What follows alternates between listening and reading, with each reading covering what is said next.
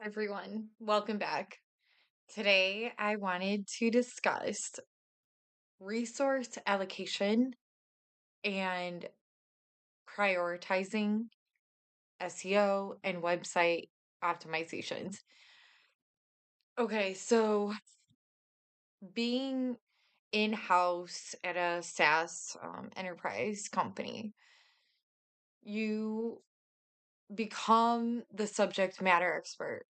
And so people are relying on you to tell the developers and everyone else that's working alongside you what needs to be prioritized.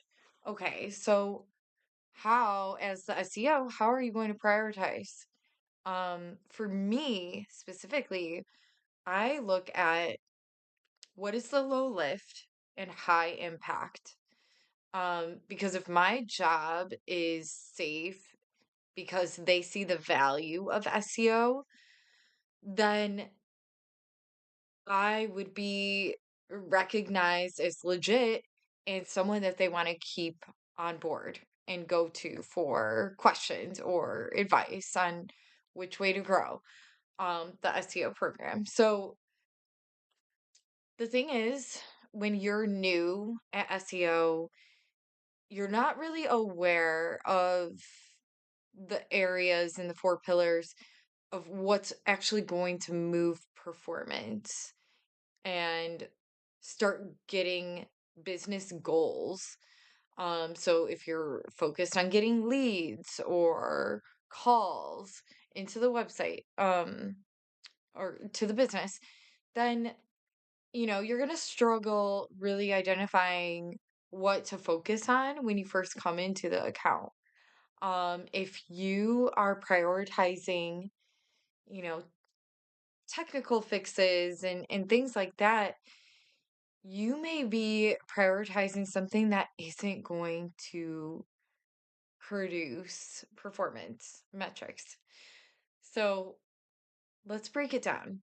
Um, if you're at a big organization and your manager is asking, okay, I've heard a lot about this core web vitals and page performance. Like our page performance is like struggling, but as, someone that's been working in SEO, and then also you're coming into this team where there's a lot of red tape, the developers are already slammed.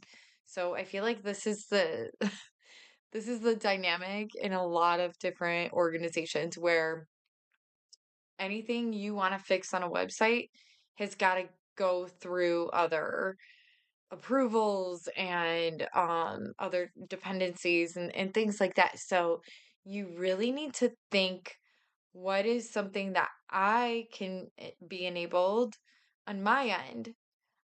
So there are different layers to prioritization. So if you are thinking about, um, we don't have, there's a big content gap. Okay. So most likely, if you don't have content on topics and questions related to your business, how do you expect to even reach those goals of getting more leads, of getting more customers that want this X service or product? And so just thinking in terms of, you know, the gaps and filling the gaps, what is the lift it will take? Um, so yes, of course, if there are major content gaps, definitely look at that. Um,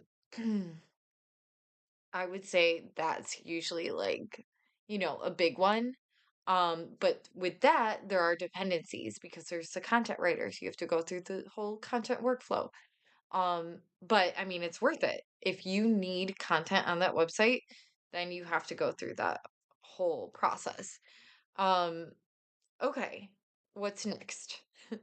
When I was in house, the page, okay, when we are first learning SEO, we understand what are the technical side of things, what are the site structure and crawlability and indexability items, and then what are the on-page items, off-page, and okay, as the SEO coming into this big organization, um, I know that improving the website speed by a couple seconds or like 1 second, is that really going to move the needle in terms of goals that I need to meet?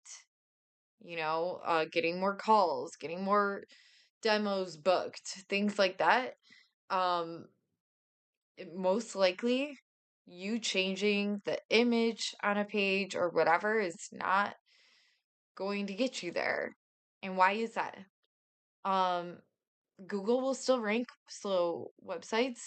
And if it's not something that's like, it's taking maybe 2 seconds to load, um, or 3 seconds. So yeah, that's something to keep an eye on. And especially from the paid side of things, you want your paid landing pages, um, more than likely your paid landing pages are non-indexable, so those should be very fast.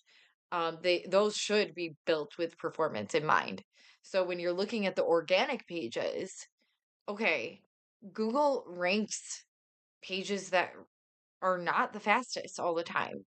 And so when you look at what is ranking, okay, well, it has really good content on there. It's got really good metadata aligned with the user intent. Um, okay, it's got the website has all this topical authority that was built because of the way that um it was set up with the site structure and the internal linking. So that is phenomenal. So when you look into these things, okay, what is that website doing that ours isn't? That can help you identify the big fixes, um, and then also identifying areas that you don't have any dependencies. So what are things that I can do to improve? Oh, I'm enabled to add schema through Google Tag Manager. Great. Okay, I can add the schema.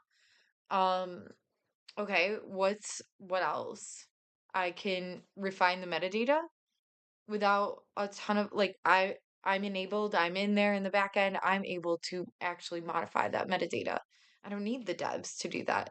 So if you can get those types of approvals for you to be enabled, that is great. And maybe you need a trial run and be like, okay, well, we're going to take this one page and do a test. I'm just going to modify the meta title and the H1, and we're going to do a test, or maybe just the meta title, and we're going to run that test. And once you run it, wait like a few weeks, and then you could report on the performance metrics. Oh, did we start seeing impressions go way up? Our positioning is getting better. Oh, we actually produced non-brand clicks on that page now, when that page previously was not performing for any non-brand intent. Okay, so building yourself up to be more enabled to make these types of edits is going to be great.